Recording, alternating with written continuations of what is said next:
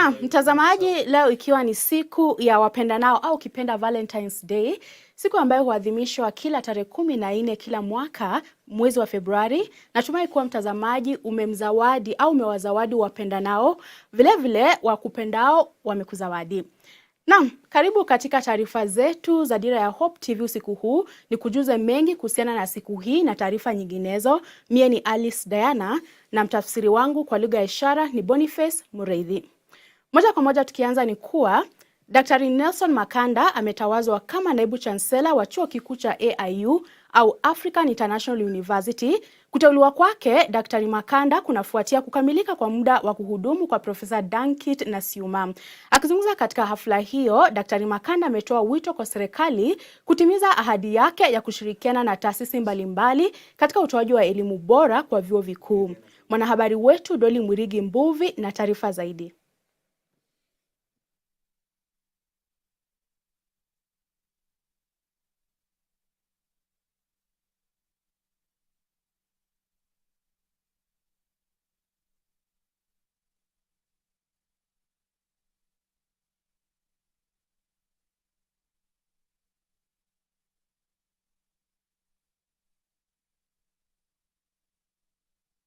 Na mtazamaji, taarifa hiyo itatukujia muda usiokuwa mfupi. Tukiendelea ni kuwa huenda ikawa afueni kwa wanafunzi na wazazi nchini, kwani sasa wataweza kulipa karo ya shule kupitia jukwaa la kidijitali la serikali la eCitizen. Katika hatua inayolenga kurahisisha huduma na kushughulikia masuala mbalimbali yanayoathiri sekta ya elimu nchini kama vile ulaghai, baraza la mawaziri limeitaka Wizara ya Elimu kutekeleza agizo hilo ndani ya siku 30. Katika kikao kilichoongozwa na Rais William Ruto katika ikulu ya Nairobi, baraza hilo limedokeza kuwa hatua ya kuhamasisha au kuhamisha huduma za elimu kwa mfumo wa kidijitali imeendelea kuhujumiwa nchini. Iwapo mabadiliko hayo yatatekelezwa, basi mfumo wa elimu nchini Kenya utakuwa umepiga hatua katika maendeleo ya kiteknolojia.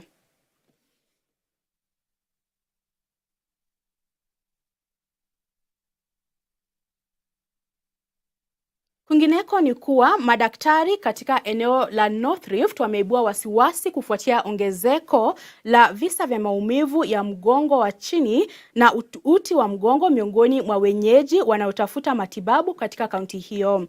Wakiongozwa na Daktari Kamar Koech, madaktari hao wanasema kuwa hali hiyo inachangiwa na miongoni mwa mambo mengine kama vile matumizi ya pikipiki ya mara kwa mara kama njia ya usafiri na kukaa vibaya kwa wale wanaofanya kazi kwa masaa nyingi ofisini.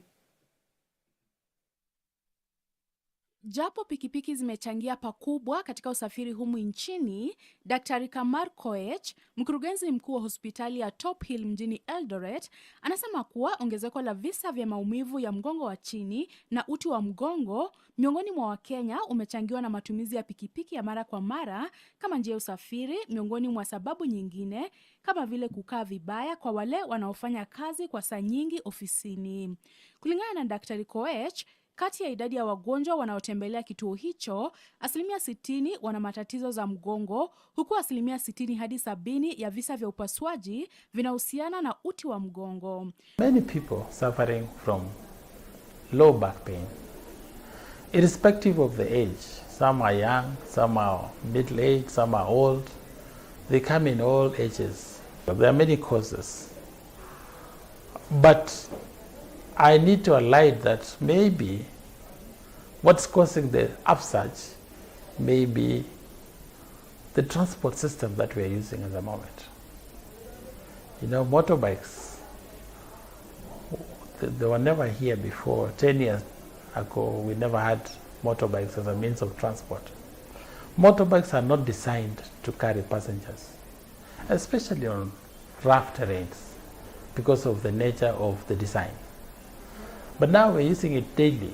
Daktari Koech amesema ikiwa serikali haitabadilisha sera kuhusiana na usafiri wa pikipiki humu nchini, visa vya maumivu ya mgongo wa chini na uti wa mgongo vitaendelea kushuhudiwa.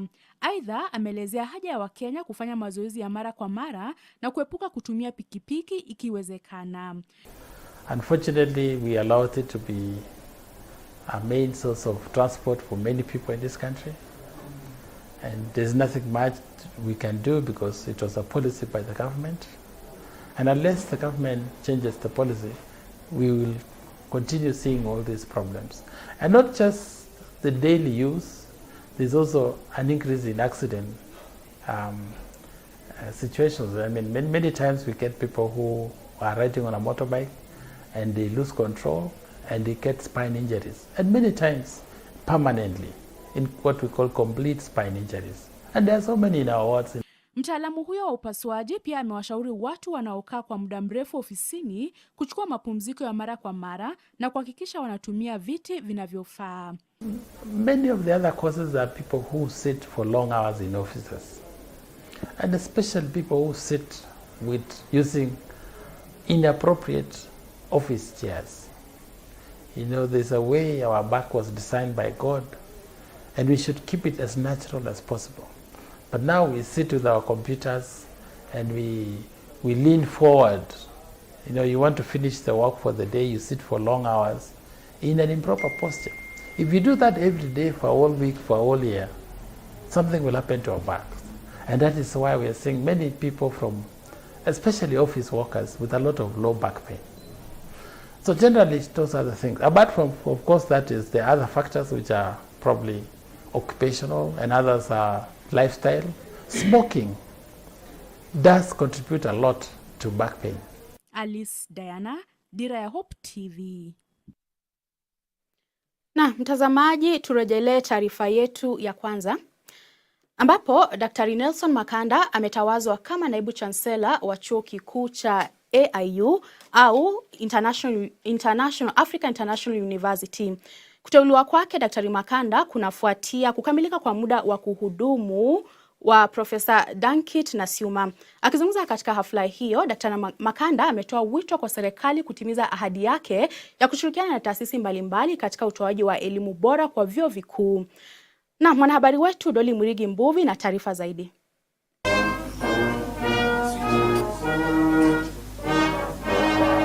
Daktari Nelson Makanda ambaye sasa anahudumu kama mwenyekiti wa jopo la uteuzi wa IEBC ametawazwa rasmi kama naibu chancellor wa 3 wa chuo kikuu cha AIU Karen, akichukua hatamu yake baada ya Profesa Dankit Nasiuma ambaye amemaliza muhula wake kamili wa miaka 10 kutoka mwaka 2013 hadi mwaka 2023. Baada ya kutambulishwa rasmi na kuvikwa hadharani mavazi ya uongozi, Daktari Makanda alipokea zana za uongozi za chuo kikuu. Akizungumza katika uwanja wa AIU baada ya kukabidhiwa mamlaka, miongoni mwa masuala muhimu ambayo Daktari Makanda ameangazia ni kurejeshwa kwa programu ya ufadhili ili kuwasaidia takriban wanafunzi 300 nchini na wengine 30 kutoka nchi zingine. I therefore wish to invite you to join the management and the Senate in launching a scholarship dubbed Founders Scholarship.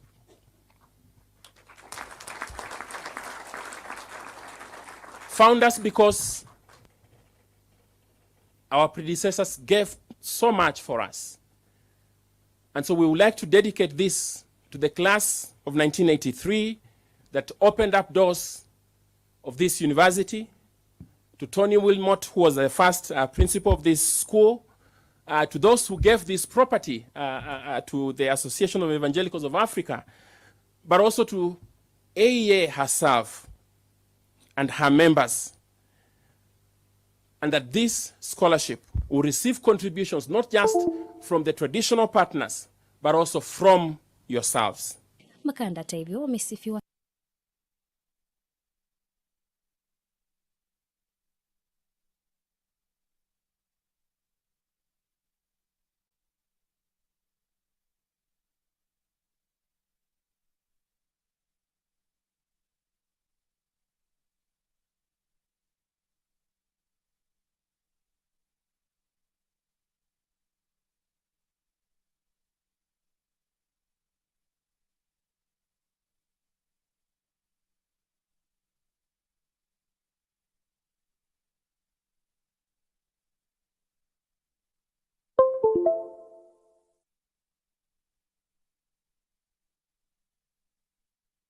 Na mtazamaji, kunradhi kwa hitilafu hiyo, tutaweza kuirekebisha.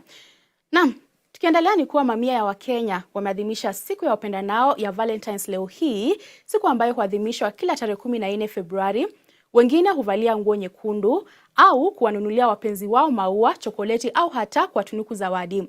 Hata hivyo, muonekano wa shamra-shamra za siku ya leo umekuwa tofauti na miaka ya hapo awali, huku wauzaji wa maua na bidhaa zingine ambazo hutunikiwa siku hii wakilalamikia kukosa wateja na biashara hii kutonoga kama walivyotarajia. Hebu tutazame jinsi baadhi ya Wakenya waliadhimisha siku hiyo na mwanahabari wetu Nelias Wanjiro. Siku hii ya upendanao ya Valentine mwaka huu ilianza tu kama siku ya kawaida, huku Wakenya kutoka jijini Nairobi wakielekea kazini kama ilivyo ada kwao.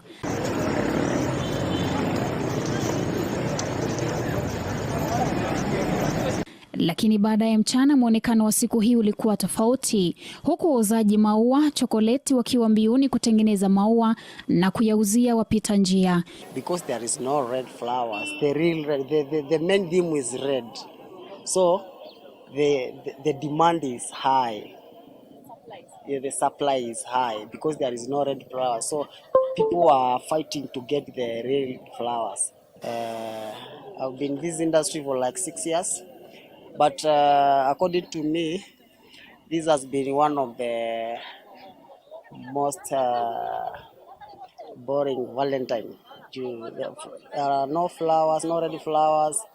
The wholesalers are selling at a very high price. So when we are buying to come and sell to retailers, actually the business is not making sense. So this is not one of the best Valentines we have been enjoying for the last 3 years. Wakenya wapendanao wa tabaka mbalimbali huambatanisha siku hii na hisia za mapenzi, hisia ambazo hudhihirishwa kwa njia tofauti za aina yake, kama vile kupewa maua, chokoleti, zawadi, kuwapeleka wapenzio kujivinjari miongoni mwa njia zinginezo.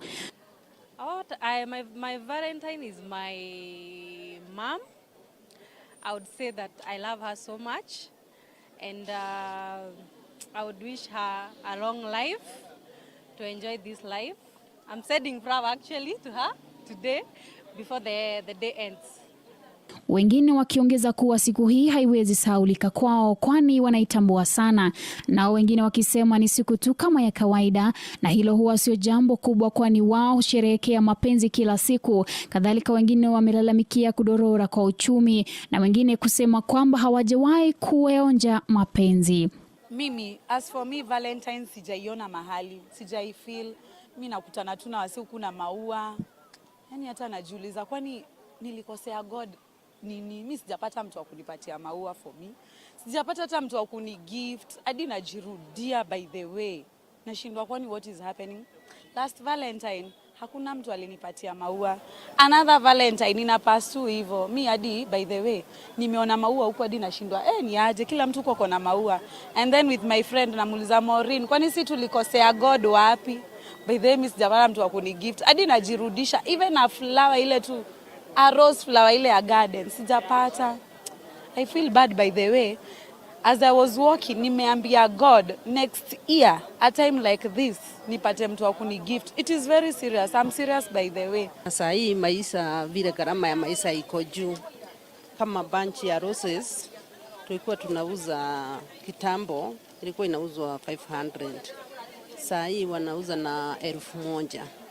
Kwa hivyo watu wanaona wametorokea red roses, wameenda kwa hizi colors zingine.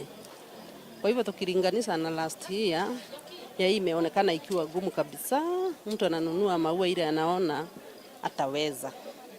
Licha ya kuadhimishwa kwa siku hii muhimu mwaka huu, wafanyabiashara wamelalamikia kuwa biashara hazikunuga kutokana na ukosefu wa maua na haswa maua mekundu, wakisema wamekosa asilimia kubwa ya wateja ikilinganishwa na mwaka jana na miaka iliyopita, wakidai kwamba hali ngumu ya maisha imechangia hali hii. Maua hazinunuliwi kama last year venye tulikuwa tunauza, but all in all bado tunauza kwa sababu kuna wengine wanakujia, so tunaweza sema Valentine tu iko sawa na tunafurahia sana. Kadhalika, siku hii imetumiwa kuangazia visa vya mauaji ya kimapenzi, huku wengine wakidai visa hivyo vimechangiwa na ukosefu wa uaminifu katika mahusiano ya kimapenzi, na baadaye wengi hujipata wamewaua ama kuua wakisema suluhu tu ndio kumjali mwenziwe. Maua. Sasa tuseme wale wanaoana maisha imekuwa ngumu. Kwa hivyo tunatakikana kila mtu avumilie mwingine, na wale wanaelekea kuolewa waendelee na kuolewa, juu hata sisi tuko kwa ndoa na tunang'ang'ana tu, hata wao wang'ang'ane tu. Na mtazamaji, hivyo ndivyo hali imekuwa hapa jijini Nairobi katika soko la City. Nikitumai kwamba pia wewe popote umekuwa ama umeshinda umepokea maua. Iwapo si maua, umepokea gift ambayo umeweza kupatiwa na yule ambaye anakupenda, ama wewe pia umeweza kumpa yule ambaye anakupenda. Na kutoka Hope Media pia tunazidi kukutumia salamu za upendo kwako wewe wa kuzidi kututazama. Nikiripotia Dira ya Hope TV jijini Nairobi, langu jina ni Elias Wanjiru.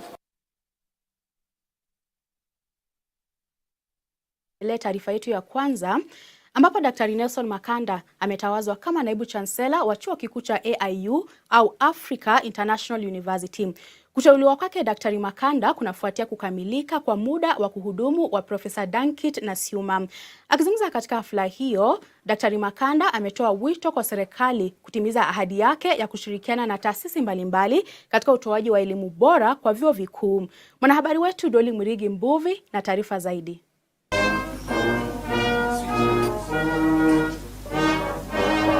Daktari Nelson Makanda ambaye sasa anahudumu kama mwenyekiti wa jopo la uteuzi wa IEBC ametawazwa rasmi kama naibu chancellor wa 3 wa chuo kikuu cha AIU huko Karen, akichukua hatamu yake baada ya Profesa Dankit Nasiuma ambaye amemaliza muhula wake kamili wa miaka 10 kutoka mwaka 2013 hadi mwaka 2023. Baada ya kutambulishwa rasmi na kuvikwa hadharani mavazi ya uongozi, Daktari Makanda alipokea zana za uongozi za chuo kikuu.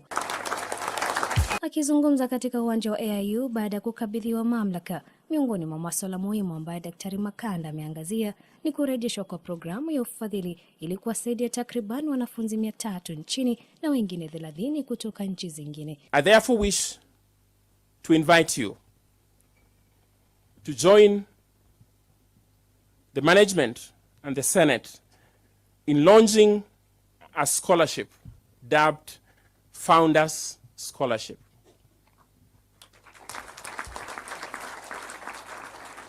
Founders because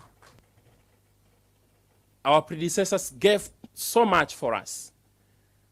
And so we would like to dedicate this to the class of 1983 that opened up doors of this university, to Tony Wilmot, who was the first principal of this school, to those who gave this property to the Association of Evangelicals of Africa, but also to AEA herself and her members, and that this scholarship will receive contributions not just from the traditional partners, but also from yourselves.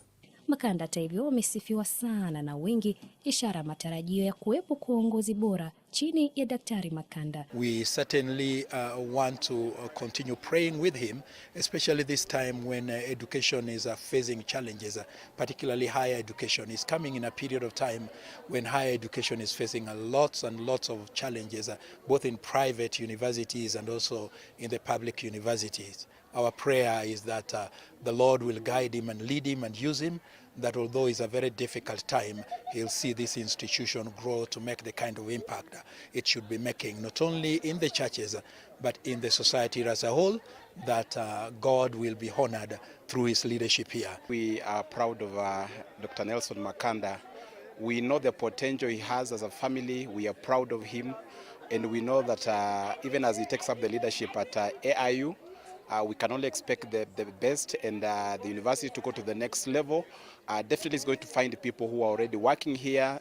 So I know the system that you will find in place set by the former VC, the staff and the leadership that is there are going to support him to take this institution to the next level. Huku kukiwa na masuala mengi yanayodhiri taasisi za elimu ya juu nchini ambayo yanatokana na uhaba wa fedha, Daktari Makanda amejitolea kuhudumia AIU kwa umoja na uendelevu. I echo the words of Moses in Exodus 33, 14 to 16. If your presence does not go with us, do not bring us up from here. For now, then will it be known that your people and I have found grace in your sight, except you go with us. For how then will it be known, except you go with us?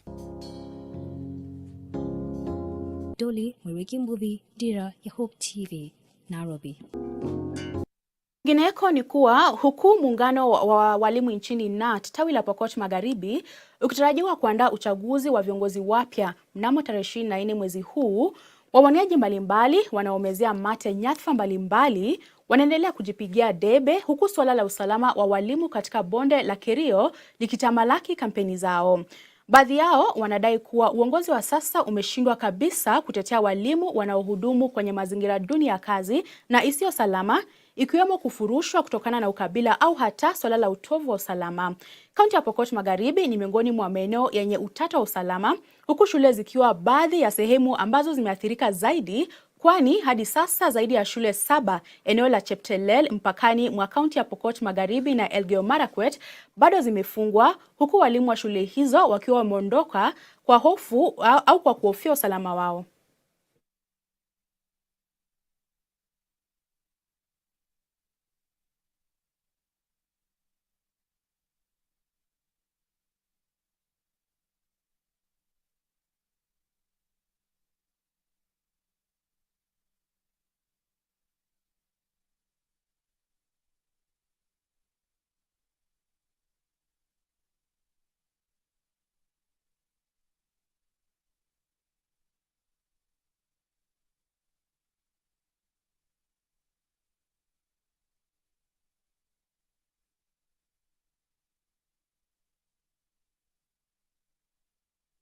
Kuna mambo ya kivita ambayo iko katika mwisho wa kaunti yetu, na unapata mtoto huyo hajapata haki ya masomo, na mwisho wa mwaka anapewa mtihani sawa na mtoto ambaye amekuwa na mwalimu siku zote darasani, na wanapimanishwa kwa usawa. Hii ni baadhi ya vitu ambavyo mambo ambayo nitaweza kuwasilisha na kupeleka mbele ya serikali yetu, waone vile watasaidia watoto hawa, na pia kupatia heshima na kuchunga kiti chetu kama walimu wa kike. Pewa nafasi, jambo la kwanza, wale walimu wanafunza sehemu sambakani, aswa eneo hili la bonde la ufa ya kaskazini. Tutahakikisha kwamba walimu wetu wanapewa usalama ya kutosha, na si walimu kupewa bunduki. Tuko na afisa wa serikali wengi sana ambao wanafanya kazi sehemu kama Nakuru na hii michi kubwa kubwa, hawana kazi la kufanya. So mimi nikipewa nafasi pamoja na wasaidizi ama wakuu katika hii KNUT, tuhakikisha kwamba tutaongelesha serikali kuu na viongozi wengine, wahakikisha kwamba hao walinda usalama ambao hawana kazi wanakaa katika michi kubwa kubwa wanapelekwa kwa hizi mashule sambakani ili walimu wetu walindwe. Na ikiendelea kwamba kuna udhofu wa usalama wa hali ya juu, walimu hawa wahamishwe wakuje sehemu ambazo ziko na usalama.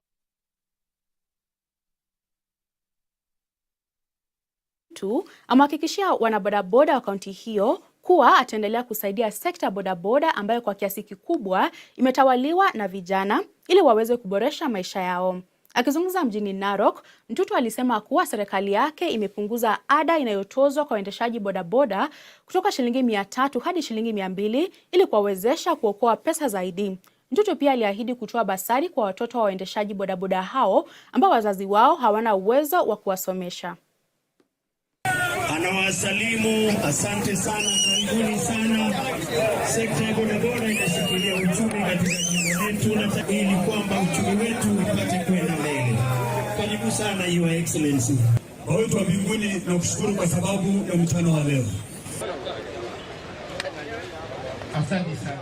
Timiza hapa tuko watu 100 na pande kuendelea, nasema ni asante sana kwa bana. Bodaboda bodaboda. Thank you. Kitu ya kwanza tuliomba gavana hiyo number 1. Number 2 alifaidi basari kama wamesema maneno ya sticker. Sticker zaidi malipo pesa ngapi? Waziri ambaye anahusika na hii kazi Madam Secretary, Chairman, manager wetu Bwana Kuyata na bodaboda. Na mlifurahia hii kazi? Haya, wacha tufungue basi hii bodaboda shed kwa jina la Baba na la Mwana na la Roho Mtakatifu. Amen. So hii bodaboda shed Narok Town was officially opened by His Excellency Patrick Ole Ntutu, Governor of Narok.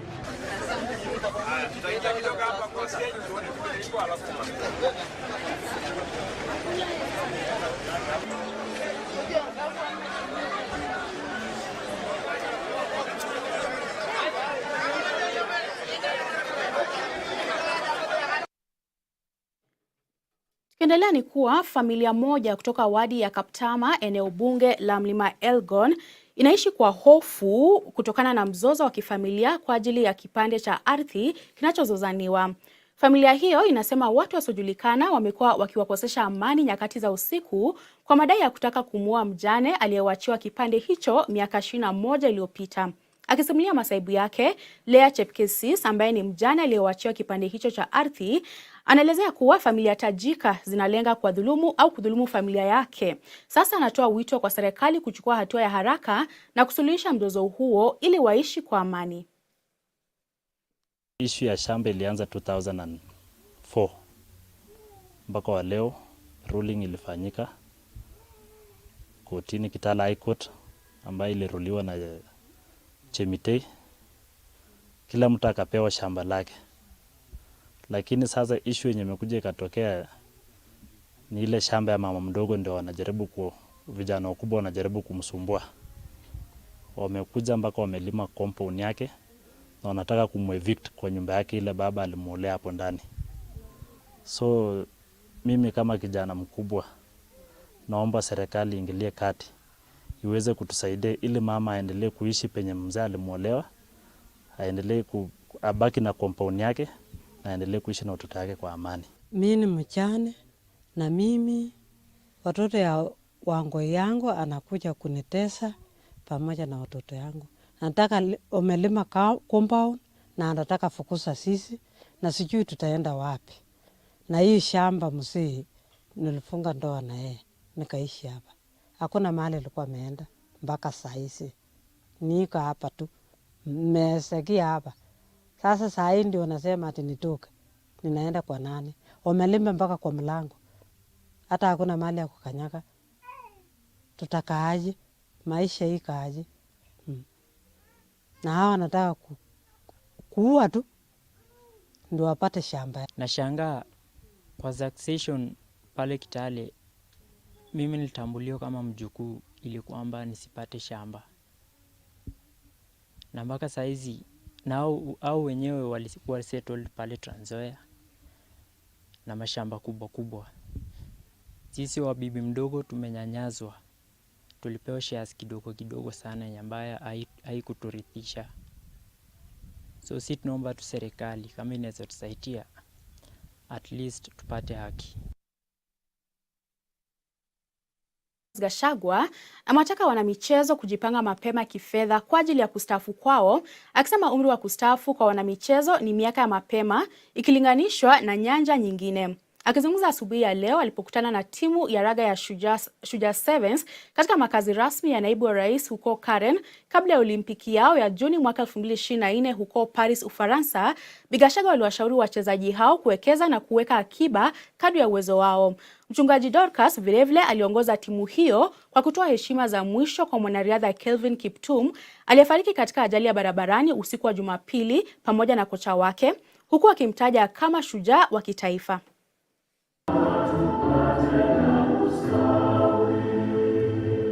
It's a sad day and a sad time for our nation to have lost such a wonderful athlete. And not only that, he was the only child to the parents. And so it is a very sad moment to the parents and to the nation. That was a potential that has been lost. It was a flower, a gem that had just come from nowhere. And then it is plucked too early. As a mother, I really feel that you can't tell God, but that I think was most unfair and so untimely. And in honor of the hero and a great athlete of our time, I would love all of us to stand up for a few seconds so that we can honor Kelvin Kiptum. Na kituo cha huduma kwa ushirikiano na kampuni ya Mombasa Cement imeanzisha mpango wa huduma mashinani wa siku 21 unaolenga watu 15,000 eneo la Kibarani, kaunti ndogo ya Changamwe. Mpango huo ambao ulianza Disemba mwaka jana hadi sasa umeshuhudia mwitikio kutoka kwa kampuni ya saruji, huku zaidi ya watu 5,800 wakipokea huduma kadhaa za serikali. Wakazi wanatafuta sana vyeti vya kuzaliwa, ubadilishanaji wa vitambulisho, vyeti vya maadili mema, NSSF na NHIF. Abigail Namunde na taarifa hiyo. Wanahitaji birth certificate na wanahitaji good conduct na wanahitaji pia sana sana idadi ya watu wa NHIF wanakuja wana register hiyo NHIF, wako na hiyo hitaji sana. So hizo ambazo nimesema wako na hitaji sana. Ukiongezea NSSF, because hizo ndio zile baadhi za zile documents ambazo zinahitajika mtu anapotaka anaulizia kazi mtu anapotafuta nini, anapotafuta kazi. Role ya Mombasa Cement hapa ni tumepartner na yeye, ana actually is catering and paying for all the services here. All the services here is free, including the food. As you can see behind me, people are continue getting their meals, so the food is free. And each services that is offered here, Mombasa Cement is partnered with us and is making all those payment for free. Kwa mfano, good conduct, mtu anahitaji kulipa 1,050 bob, na ukienda NSSF ni 200, kuregister NHIF kwa mfano ndio ikuwe activated unahitaji 1,500, na birth certificate inalingana na kama ni current case ama inaanza from 100, ID ni 100. So Naam, taarifa hiyo ndio inatukamilishia taarifa zetu za Dira usiku huu. Shukrani sana mtazamaji kwa muda wako. Kwa niaba ya wote ambao wamefanikisha taarifa hizi na kutakia usiku mwema, mie ni Alice Diana na mtafsiri wangu wa lugha ishara amekuwa Boniface Mureithi.